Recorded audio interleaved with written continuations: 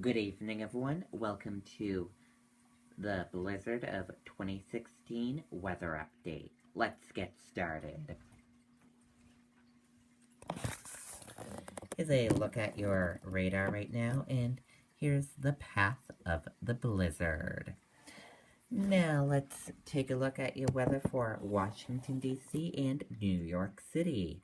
Washington, D.C., light snow, 28 degrees, snowfall, 20 to 30 inches. New York City, cloudy, 28 degrees, snowfall, 24 to 28 inches. Washington, D.C. and New York City is under a state of an emergency until tomorrow morning.